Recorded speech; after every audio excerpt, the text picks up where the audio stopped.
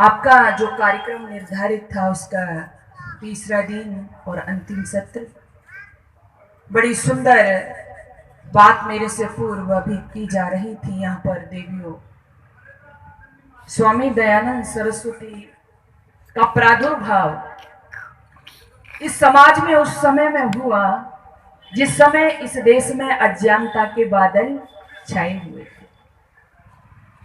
गुर्डमवाद, पाखंडवाद चरम पर फैला हुआ था। यज्ञ हो रहे थे यहाँ पर, लेकिन यज्ञों में पशुओं की बलि दी जा रही थी। यहां तक कि मनुष्यों की नर बलि भी लोग दे रहे थे।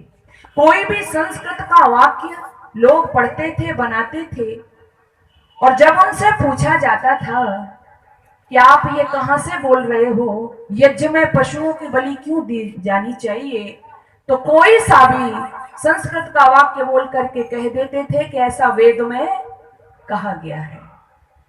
उस समय स्वामी दयानंद सरस्वती का आगमन इस धरा पर हुआ। स्वामी दयानंद जी का प्रादुर्भाव हुआ और साथ ही साथ उन्होंने देखा कि कोई कितने से बड़ा पंडित क्यों ना हो, लेकिन बड़े बड़े जो धर्माचार्य थे, बड़े बड़े जो पंडित लोग थे, उन्होंने वेद को बंद करके रखा हुआ था। किसमें? अलमारियों में। लड़की, बहन, बेटी, माँ उसको छू नहीं सकती थी। ऐसा क्यों था? ऐसा इसलिए था कि लोगों का मानना था कि देवियां अपवित्र होती हैं। स्त्री और शूद्र ना तो ये वेद पढ़ सकते, ना उसको छू सकते, ना हवन कर सकते, और ना ही ये यज्ञोपवीत पहन सकते। आज मैं लगातार आपसे कहती हुई चली जा रही हूं, आज वैसे कोई क्षेत्र नहीं है जिसमें मेरी मातृशक्ति का योगदान न हो, और आज ही नहीं है, प्राचीन काल से इस देश का इतिहास रहा है। जब जब आवश्यकता हुई है, बहनों ने हर क्षेत्र में, यहां पर ऋषिकाएं हुई है, वीरांगनाएं हुई है, जब जब भी जिस रूप में आवश्यकता हुई है, मातृशक्ति ने अपना योगदान दिया है। लेकिन ऐसा क्या हो गया, वहां मार्ग काल जिसको कहा गया, देवियां हवन नहीं कर सकती, वेद मंत्र नहीं बोल सकती, वेद मंत्रों का उच्चारण करें तो जिह्वा को काट दो, वेद मंत्रों को सुने तो कान में शीशे डाल दो। चौल पालों पर चढ़ने का अधिकार भी बहनों नहीं था। आज तो बड़े बड़े पदों को सुशोभित कर रही हो आप, प्रधानमंत्री, राष्ट्रपति, रक्षा मंत्री, कोई क्षेत्र ही नहीं है। लेकिन ये नहीं भूलना चाहिए, एक समय वो भी था जब बेटियों को पढ़ाना लोग पाप समझते थे। स्वामी दयानंद ने परंपरा डाली, समझाया लोगों को। जब उन्होंने देखा कि जिसको हम माँ कहते हैं, बहन कहते हैं, बेटी कहते हैं, उसके साथ में इतना अन्याय हो रहा है, तो उनका दिल रो उठा। और स्वामी जी को जब आप पढ़ेंगे पता चलेगा। कई बार लोग कहते हैं जी आर्य समाज से दयानंद का ही नाम लिया जाता है, उस समय कोई और महापुरुष नहीं था। जरा ध्यान देना, उस समय बहुत से, ये देश तो महापुरुषों का देश है, उस समय भी बहुत से महापुरुष थे, सुधारक थे, लेकिन हर व्यक्ति के मुख पर, किसी के मुख पर लोभ का, किसी के मुख पर पक्ष का ताला लगा हुआ था। ऐसा निर्भीक वक्ता जिसको किसी लोभ ने लुभाया नहीं, किसी पक्ष ने फंसाया नहीं, जो कहना है वो कहना है। एक बार मंच पर थे, वहां के आयोजकों ने कहा मंच पर कमिश्नर आदि बैठे हैं, ऐसा कुछ मत कहना जिससे ये नाराज हो जाएं। वो सत्यवादी वक्ता कहता है कि अरे तुम कमिश्नर की नाराज होने की बात कहते हैं, यदि लोग मेरी उंगलियों को मोमबत्तियां बना करके जला दें, यदि मुझे तोप के मुंह के सामने खड़ा करके आप पूछो कि तुम सत्य बोलोगे या असत्य, तो मेरा जवाब सत्य ही होगा। ऐसा कोई सत्यवादी वक्ता नहीं था, इसलिए वो सारे महापुरुषों में निराला था। योगियों में अलग था, वैरागियों में अलग था, संतों में अलग था, शिष्यों में अलग था, इसलिए आज तक उसकी महिमा का गुणगान किया जाता है। कोई क्षेत्र नहीं है केवल नारी जाति पर नहीं, कोई क्षेत्र छूटा नहीं, धार्मिक क्षेत्र हो, सामाजिक क्षेत्र हो, राजनैतिक क्षेत्र हो, कोई क्षेत्र बचा ही नहीं है जिस पर स्वामी दयानंद ने कार्य ना किया हो। हम जिनको अछूत कहकर के ठुकरा रहे थे, हमारे ही समान हाड़ चाम मांस वाले इंसान को हम ठुकरा रहे थे और वो हमारे लाल विधर्मी होते जा रहे थे। लोगों, हम तिलक छापे तो लगाए हुए थे, लेकिन मां भारती के लाल विधर्मी हो रहे थे, दूसरे लोग अपना रहे थे उनको। गुरुदेव दयानंद ने कहा, अरे आंखें खोलो अपनी, हमारे ही समान हाड़ चाम मांस वाले लोग अछूत कैसे हो गए? अछूत तो किसी रोग से होता है, कोई रोग जो होता है अछूत, जिसको छुआ न जा सके, ये अछूत कैसे हो गए? सामने लाए, आगे बढ़ाया समाज में। कौन भूल सकता है उस गुरुदेव दयानंद? कई बार जब दिल में वेदना होती है, पढ़ती हूं मैं तो कहती हूँ, गुरुदेव आज पता नहीं इस देश में जब देवियां आगे बढ़ जाती है, कई बार मेरी चर्चा भी होती है लोगों से, माताओं बहनों से, तो सोचती है कि हाँ हम आगे बढ़े हैं, लेकिन ये मुकाम हमने अपने दम पर हासिल किया है। बहनों, एक समय वो भी था, स्वामी दयानंद के बाद में उनके शिष्य हुए हैं स्वामी श्रद्धानंद। उस समय भी जब स्वामी श्रद्धानंद ने देखा कि बेटियों को पढ़ाया जाए, तो उन्होंने 1902 में सबसे पहला गुरुकुल खोला, विद्यालय खोला। तो लोगों ने आपत्तियां की, सबसे पहले अपनी बेटियों का प्रवेश कराया। लोगों ने कहा लड़कियां पढ़ जाएंगी तो अधर्म का काम हो जाएगा। कई दिनों तक तो लोगों का चूल्हा भी बोलो नहीं सुलगा, लेकिन श्रद्धानंद ने कहा बेटियां पढ़ेंगी अधर्म नहीं होगा, बेटियां पढ़ेंगी तो राष्ट्र का विकास होगा। और आज उन्हीं की कृपा है कि आज मेरी बहनें हर मुकाम को हासिल कर रही है। इसलिए ये नहीं भूलना चाहिए, ये देन आज समाज ने आपको दी है, ये नहीं भूलना चाहिए आपको। आप आगे बढ़ो, लेकिन गुरुदेव दयानंद का धन्यवाद भी किया करो। गुरुदेव का हृदय, आप पढ़ना उनकी जीवनी को। कई बार लोगों ने घर छोड़ा है, शंकराचार्य ने भी घर छोड़ा था, उनके वैराग्य में भी शंका नहीं है लोगों, लेकिन मां ने एक वचन ले लिया था। अकेले पुत्र थे शंकराचार्य की, जब अंत्येष्टि होगी तो तुझे आना पड़ेगा। लेकिन वो वैरागी ऐसा था, एक बार घर छोड़ दिया, दोबारा मुड़ करके देखा नहीं है। निराला था वो, घर को छोड़ दिया, घर पर चाचा की मृत्यु देखी, बहन की मृत्यु देखी, लेकिन आंखों में आंसू नहीं आए। हाँ, वो रोया था।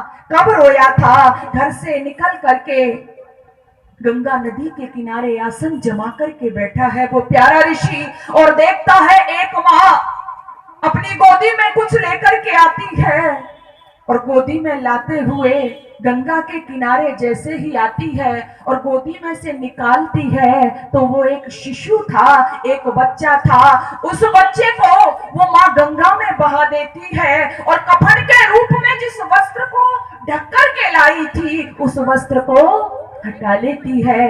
ये दृश्य गुरुदेव देख रहे हैं। जब देखा ये दृश्य, रहा नहीं गया। स्वामी जी ने उस माँ से पूछा, माँ तुमने क्या बहाया है इस गंगा में? माँ की आंखों में आंसू आ गए, कहने लगी, बाबा क्यों पूछते हो मुझसे ये बात? गुरुदेव कहते हैं, नहीं माँ बताओ तुमने क्या बहाया है और उसके ऊपर से ये उतार क्यों लिया है? तो वो माँ कहती है, गुरुदेव तुम पूछना चाहते हो मैंने क्या बहाया है, तो मेरे ये छोटा सा बच्चा बेटा, मेरे शिशु की लाश है जो मर गया है। अब तो और उत्सुकता हुई गुरुदेव को, कहने लगे, बेटे की लाश को बहाया है? बोली, हाँ मेरा इकलौता बेटा। मैं सोच रही थी बुढ़ापे में मेरी लाठी बनेगा, सहारा बनेगा। मेरे पति तो पहले ही दम तोड़ चुके थे, इसके सहारे जीवित थी, आज वो भी मेरा लाल चल बसा, तो उसको मैं माँ गंगा को समर्पित करने आई हूँ। स्वामी जी पूछने लगे, माँ इस बेटे को समर्पित तो कर दिया तुमने, बहा दिया, लेकिन कफन के रूप में जिस वस्त्र को लाई थी उसको क्यों उतार लिया? हमारे यहाँ कफन डाला हुआ वापस बोलो नहीं लिया जाता। जब ये कहा, माँ फूट फूट करके रोने लगी। लोगों, कहती है बाबा तुम नहीं समझोगे, ये पुत्र मुझे बहुत प्यारा था। हाँ, पुत्र से ज्यादा ये कफन का टुकड़ा जो मैंने उतारा है ये इतना प्यारा नहीं है, लेकिन मैंने उतारा क्यों है बाबा? मैंने इसलिए उतारा है कि जो मैं साड़ी पहने हुई हूं ना, मेरे पास केवल एक साड़ी है। इस साड़ी में से आधी को फाड़ करके मैं अपने बेटे को ढक करके लाई थी। अब मैंने अपने बेटे के शव को तो माँ गंगा में प्रवाहित कर दिया है, ये माँ अपने आंचल में उसको ढक लेगी, लेकिन मुझे तो अपने वस्त्र, अपने बदन को ढक करके उस समाज में जाना है जिस समाज में लोग वस्त्रों में भी न जाने किस किस दृष्टि से देखते हैं। इसलिए मैंने आधा अपनी साड़ी का टुकड़ा उठा लिया है, उतार लिया है, ताकि इस आधी साड़ी में सिल करके अपने बदन को ढक सकूं। जब ये सुना गुरुदेव, जो चाचा की मृत्यु पर नहीं रोया ऋषि, जो बहन की मृत्यु पर नहीं रोया, आज वो उस माँ की हालत को देख करके फूट फूट कर रोने लगा। कवि ने लिख दिया, रे सदियों के बाद हिमालय आंसू भर कर रोया, चल पड़ा था अनंत की अनजानी राहों में। आज मेरी माँ भारती, जो सोने की चिड़िया जिसको कभी कहा जाता था, आज उसकी माताओं पर लाज ढकने के लिए वस्त्र तक नहीं, बस पूरा जीवन लगा दिया मेरी माताओं और नारी जाति के लिए जितना काम ऋषि दयानंद ने किया है, उसके ऋण से आप ऋण कभी नहीं हो सकती। आज तो सरकार नारा दे रही है, बेटियों को पढ़ाओ, बेटियों को बचाओ, लेकिन वो एक समय वो भी था जब बचाने पढ़ाने की बात दूर, पैदा करना भी लोग पाप समझते थे, और आज भी है उस परंपरा के लोग। गुरुदेव दयानंद ने धिक्कारा था, लोगों को ललकारा था, समझाया था, लोगों क्या कर रहे हो ये तुम? यत्र नार्यस्तु पूजन्ते रमन्ते तत्र देवता। जिन घरों और परिवारों में देवियों का सत्कार होता है वहां देवता निवास करते हैं, लेकिन वह आज के लोगों, सरकार नारा दे रही है, लेकिन मैं देखती हुई चली आ रही हूं समाज में आज भी। और एक बात ध्यान रखना, कोई भी देश जब तक कानून से संचालित होता है ना, तो कानून की दीवारों में लोग खिड़कियां लगा लेते हैं। ब्रिटेन में एक बार एक नियम बना कि कोई भी व्यक्ति 4 घोड़ा लेकर के सवारी नहीं करेगा। एक बार ऐसा हुआ, एक किसान 4 घोड़े लेकर के चल दिया। अब जब वो चल दिया, वो पकड़ लिया गया। जब वो पकड़ लिया गया, उससे पूछताछ की गई कि जब नियम बना है कि कोई 4 घोड़े लेकर के नहीं चलेगा, और उसके बावजूद भी तुम कल 4 घोड़े लेकर के थे, तो वो किसान कहता है कि 4 घोड़ों में 2 घोड़ी थी और 2 घोड़े थे। जो देश धर्म से संचालित होता है, उस देश की परंपरा हमेशा आगे बढ़ती है, वो देश नियंत्रित होता है। आज मैं फिर आपसे भी कहना चाहती हूँ, सरकार ने नियम बना दिया है कि बेटियों को बचाओ, बेटियों को पढ़ाओ, लेकिन मैं आज भी देखती हूँ समाज में कि आज गर्भ में पलने वाला बच्चा, जिसके विषय में पता चल जाए बेटा नहीं क्या है, बेटी है, बाहर दुनिया के लोगों, इस देश में मैंने देखा, पिछले दिनों नवरात्रि गई है ना, लोग घर घर में जाकर के ढूंढते हैं बेटियों को, किसके लिए? पूजन के लिए।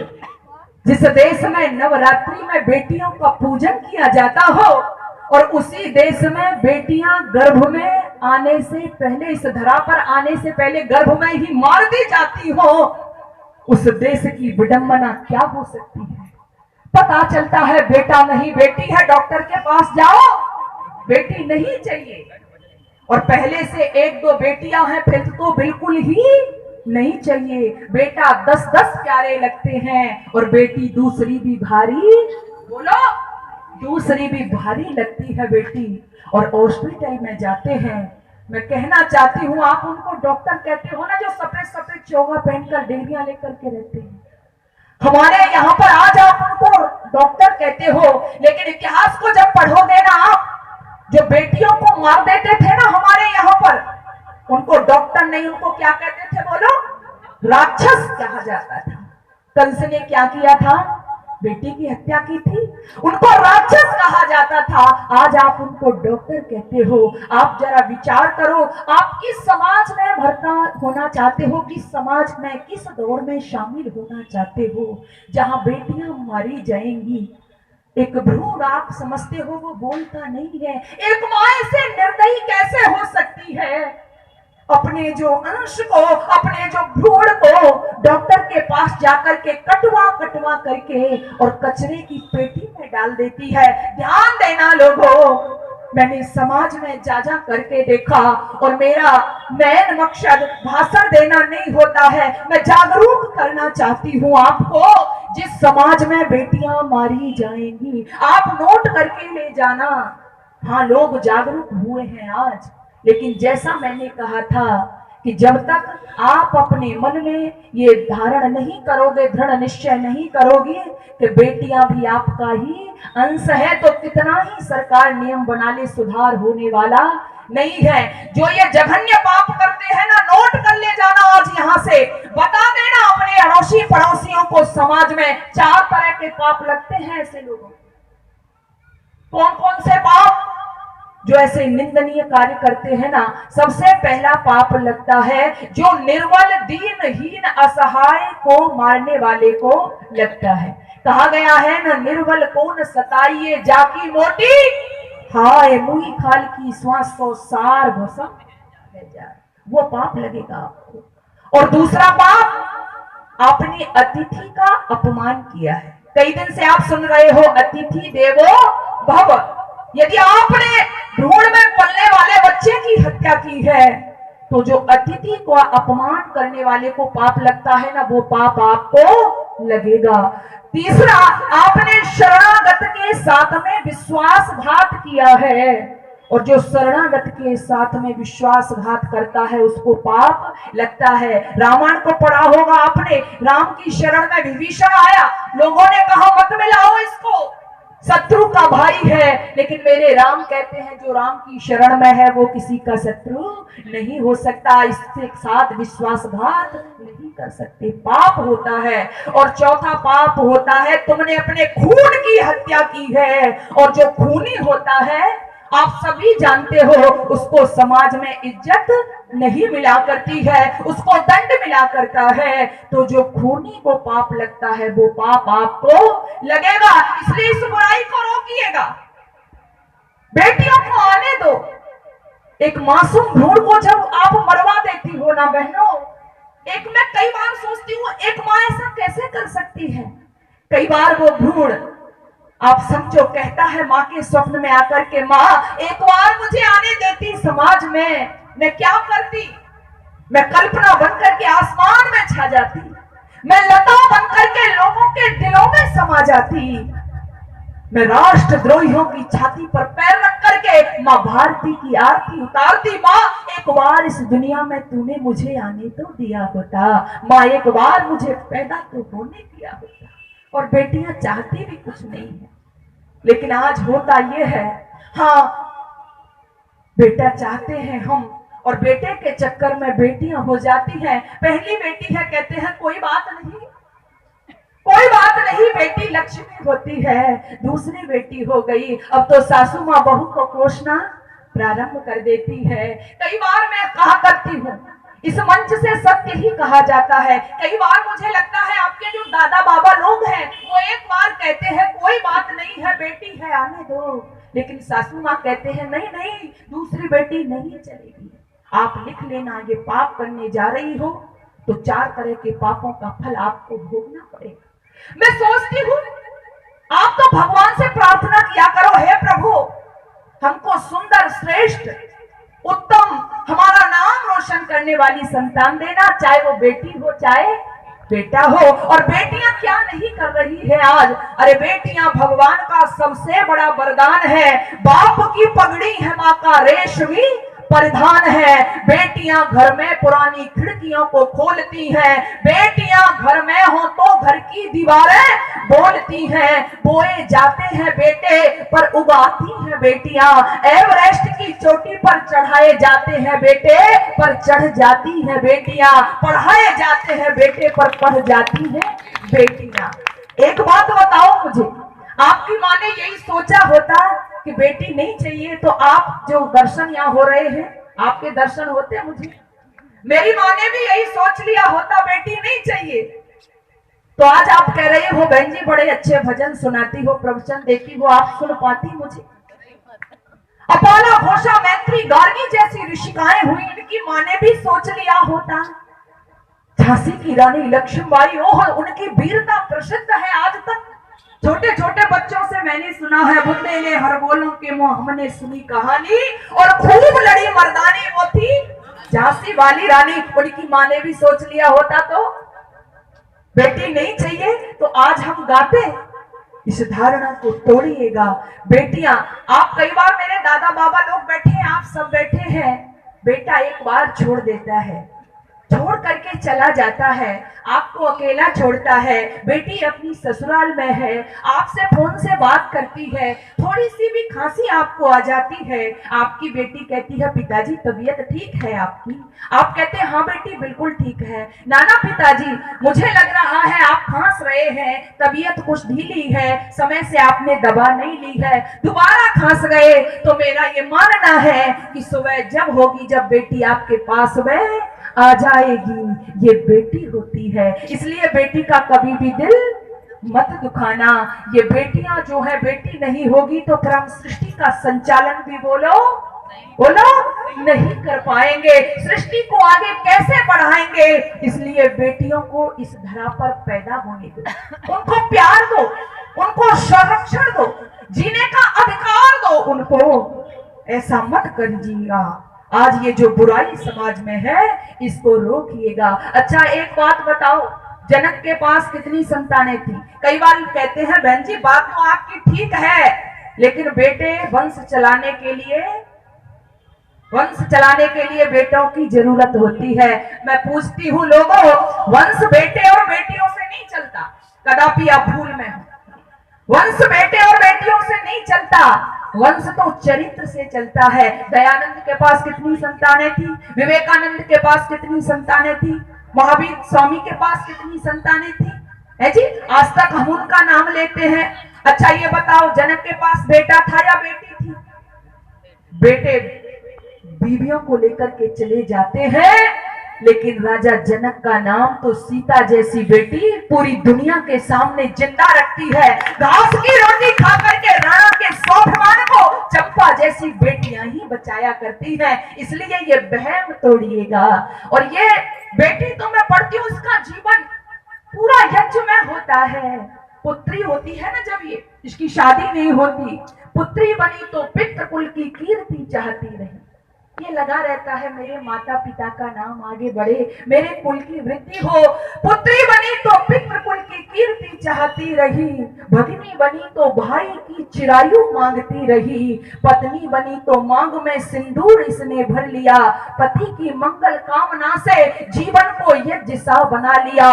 जब ये माँ बनी तो संतति की आपदा सारी हरी, कौन त्यागशीलता की कर सके बराबरी, अपनी खुशी मिली है सदा परिजनों के मोह में, पलता रहा भविष्य है सदा से इनकी गोद में, पलता रहा भविष्य है सदा से इनकी गोद में, सदा से इनकी गोद में। कई बार मैंने देखा है, आप देखना जब आप घर पे अकेले रह जाओ ना, कई बार आपकी पत्नी कहीं चली जाए, मायके में चली जाए, बेटी भी ना हो पास में, फिर घर की स्थिति देखना। बहनों के बिना घर घर बोलो नहीं रहता। एक दिन के लिए बहन, और इस दुनिया में होता ही ये है, पत्नी तो मायके चली जाती है तब उसकी अहमियत समझ में आती है, और माँ जब इस दुनिया को छोड़ करके चली जाती है तब उसका महत्व पता चलता है। घर में कोई नहीं है, घर की हालत देखो, चकला कहीं, बेलन कहीं, झाड़ू कहीं, कपड़े कहीं, है ना, घर को संभालती है नारी। एक बार ऐसा हुआ, एक घर में कोई नहीं, पत्नी मायके चली गई, बेटी भी साथ में चली गई, माँ दुनिया छोड़ करके चली गई। अब एक मिलने वाले मित्र आ गए। जब मित्र आए, बेचारे बड़ी दूर से आए, घर पर भाई साहब अकेले थे। जब आकर के बैठे तो भाई साहब ने पानी आदि पिलाया, बड़ी दूर से आए थे, चाय भी बना करके लाए, जैसे तैसे करके अब दोनों वार्तालाप करने लगे। शाम का समय हो रहा था, अब भैया ने सोचा कि मेरे दोस्त यहीं रुकेंगे, हो सकता है मुझे लंबी यात्रा से आए हैं। कहने लगे भैया भोजन करोगे? तो उसने भी कहा लंबा यात्रा तय करके आता, बोला हाँ कर लूंगा। अब किचन में गया वो भाई, अब किचन में जाकर के बोला भाई भोजन करेगा? बोला हाँ मैंने बता तो दिया। तो ये बोला कितनी रोटी खा लेगा? भाई इसी हिसाब से बनाऊंगा, कितनी रोटी खा लेगा? तो वो भैया कहने लगा जो उसका दोस्त था कि भाई 4 रोटी खा लूंगा। बोला 4 रोटी? तो कहने लगा 4 रोटी खा लेगा तू? अब उसको लगा उसके दोस्त को कि भाई कुछ मोटी तगड़ी बनाता होगा। उसने कहा 4 रोटी खा लेगा तू? तो उसने कहा कि भैया चल 3 बना लेना, 3 खा लूंगा। तो उसने कहा कि 3 खा लेगा तू मेरे हाथ की? तो उसने कहा भैया ज्यादा ही मोटी सूखी बनाता होगा। तो उसने कहा भैया चल ऐसा करना 2 रोटी बना लेना। तो बोला भले आदमी सोच ले 2 रोटी खा लेगा तू, मुझे तो नहीं लग रहा 2 खा लेगा। तो भाई उसने कहा कि कुछ मामला गड़बड़ है, पता नहीं कैसी बनाता है। तो उसने कहा उसके मित्र ने कि भाई कैसी भी बना ले 1 रोटी तो खा ही लूंगा। तो वो दूसरा मित्र कहता है जो रोटी बना रहा था कि फिर भले आदमी 1 रोटी के पीछे चूल्हा क्यों चालू करवाता है? तो ऐसा होता है जिस घर में पत्नी और बीवी नहीं होती है, नर के मन से नारी का सम्मान नहीं जा सकता है, इस धरा से मातृशक्ति का मान नहीं जा सकता है। बेटा घर में हो तो बेशक चूल्हा ठंडा रह जाए, बेटी घर में हो भूखा मेहमान नहीं जा सकता है। बेटी घर में हो भूखा मेहमान नहीं जा सकता है। ये बेटियां होती हैं, इसलिए आओ ये संकल्प करो, आपके अंदर ये बुराई नहीं है, आप साधुवाद धन्यवाद के पात्र हैं। लेकिन समाज में जहां भी ये बुराई है, ये जघन्य अपराध हो रहे हैं, समझिएगा, क्योंकि इसका कोई प्रायश्चित भी बोलो नहीं है। ये स्वामी दयानंद ने लोगों को समझाया था। इस देश में कहा था अपूज्या यत्र पूज्यन्ते पूज्या नाम च विमानना त्रीण रत्नानि त्रिवदन्ते दुर्भिक्षम मरणम भयम। जिन देश में अपूज्यों की पूजा और पूजनीयों का तिरस्कार होगा, वहां पर 3 चीजें बढ़ती हैं, दुर्भिक्ष, मरण और भय होता है। आज फिर से हमारे समाज की स्थिति वही बनी हुई है। स्वामी दयानंद ने उस समय भी हमको चेताया था और आज भी उनके अनुयायी लगे हुए हैं। जागिए, समझिएगा, जिस घर में नारी रोएगी, जिस घर में गऊ के और बहू के, जिस समाज में गऊ बहू रोएगी, तो हमारे यहाँ पर कहा जाता है जहां बहू के आंसू गिरेंगे, गऊ के आंसू गिरेंगे, उस जमीन में आप कई वर्षों तक तो अन्न भी पैदा नहीं कर सकते। गऊ भी बहुत रोई है इस देश में। हाँ, आज थोड़ा सुरक्षित महसूस कर रही है, लेकिन बहू भी बहुत रोई है और गऊ भी बहुत रोई है।